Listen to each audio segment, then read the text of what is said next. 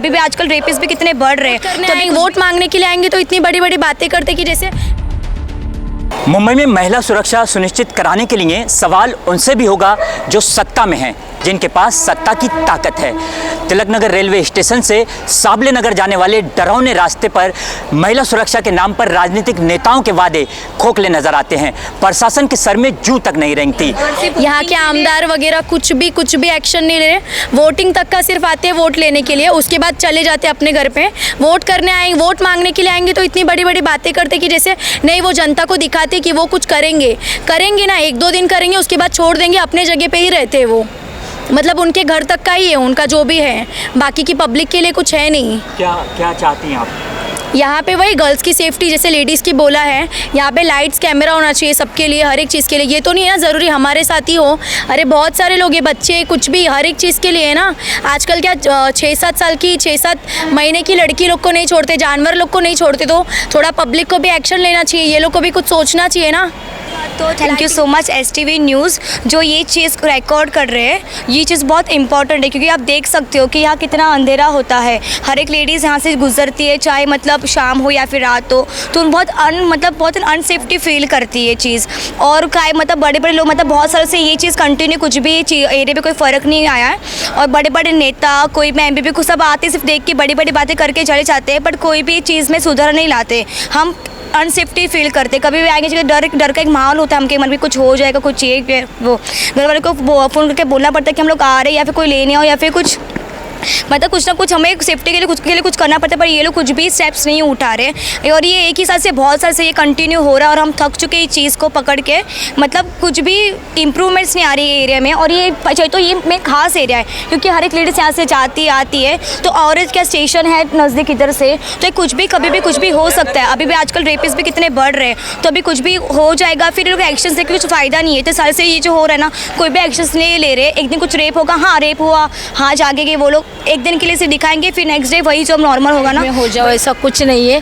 सामने से सब जेंट्स लोग खड़े रहते हैं सुसु करने के लिए, तो हम लोग के लिए सेफ्टी के लिए आप कुछ तो करो और सबको बताओ। आप भी साबले नगर रहती हूँ, चेंबूर से आई है, आना जाना यही है ब्रिज के नीचे से।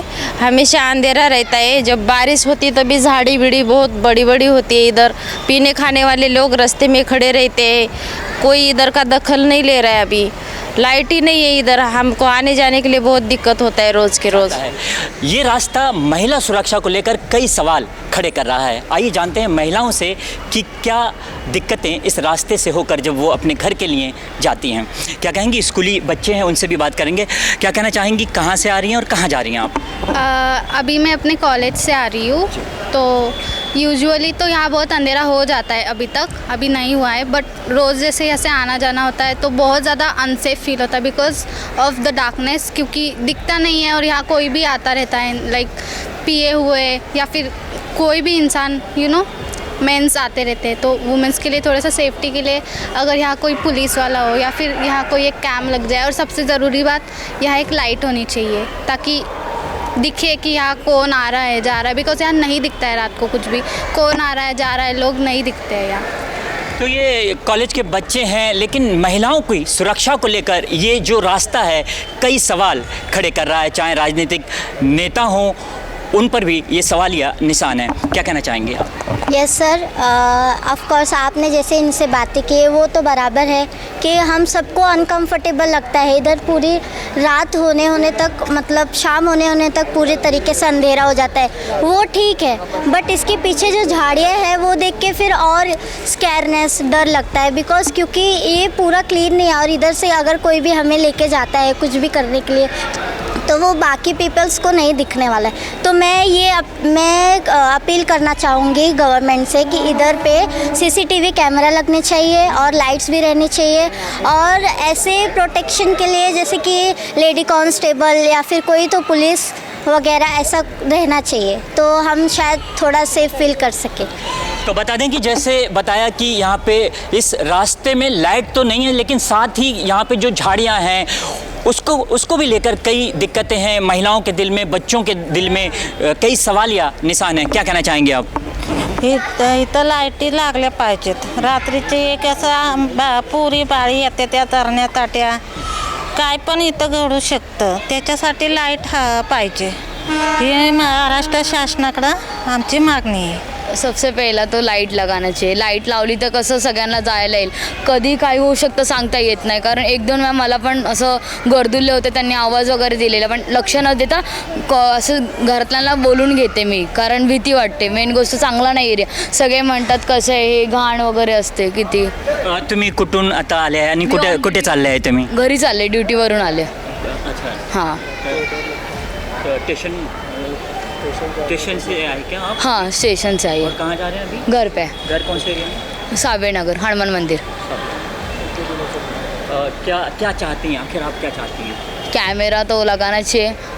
कैमरा नहीं लगाएंगे तो भी चलेगा, बट पहला लाइट लगाओ सबसे पहला. हाँ, पोल पर लाइटें तो लगी हैं, लेकिन ये लाइटें सिर्फ नाम के लिए 100 पीस बनी हुई हैं.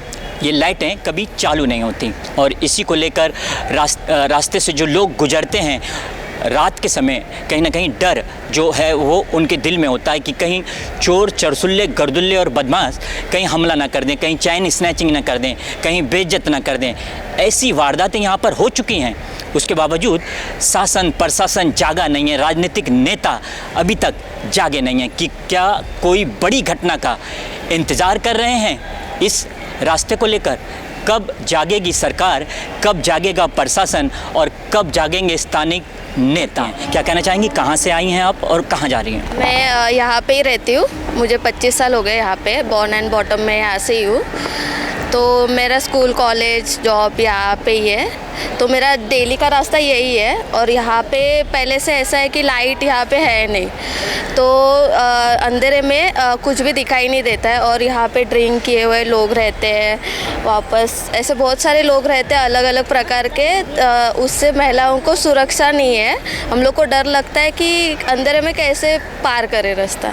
तो हम लोग की यही मांग है कि यहाँ पे लाइट लगनी चाहिए पहली बात तो, क्योंकि यहाँ पे हम लोग को सुरक्षित महसूस नहीं होता है. सुरक्षा तो है ही नहीं यहाँ पे, बहुत अंधेरा रहता है. आते जाते टाइम चरसी गर्दुल्ले भी रहते हैं. हम लेडीज़ लोग सामने से जाते तो सामने जेंट्स लोग पेशाब कर देते हैं. रात में तो छोड़े, दिन में भी ऐसा होता है, तो रात में तो और भयानक होता है. अभी जो आप यहाँ से आ रही हैं तिलक नगर हर्बर रेलवे स्टेशन की तरफ से आप आ रही हैं, तो आप यहाँ पे कहाँ जा रही हैं आप? एक्चुअली मैं रहती यहाँ पे हूँ साबले नगर में. मेरा रोज़ आना जाना होता है. बच्चों का स्कूल यहीं पे है, सास का घर है, तो मैं रोज़ मेरा रहता है. तो रहती साबले नगर में हूँ, बच्चों का स्कूल इसी साइड में, सास का घर है, तो मेरा रोज़ का आना जाना होता है. अभी मैं जाऊँगी मेरे सास के घर. तो ये जो इतना सुनसान रास्ता है, तो आप इस रास्ते का क्यों इस्तेमाल करती हैं? उस रास्ते से भी जा सकती हैं. नहीं, यहाँ पे सब लेडीज़ लोग आती है जाती पहले से. वो बहुत लंबा पड़ता है, ये शॉर्टकट है. काफ़ी लेडीज़ लोग आती जाती हैं पहले से है, तो आ रहे हैं हम लोग. तो यहाँ पे जो लाइट होती है वो लाइट चालू होती है, जैसे कि पोल पे लाइट लगी हुई है, लेकिन लाइट चालू होती है क्या नहीं होती है? नहीं, लाइट नहीं चालू होती. अंधेरा होता है, बहुत अंधेरा होता है. तिलक नगर से साबले नगर जाने वाले डरावने रास्ते पर पूछ रही है महिला, क्या मिलेगी सुरक्षा, क्या लगेंगी लाइटें?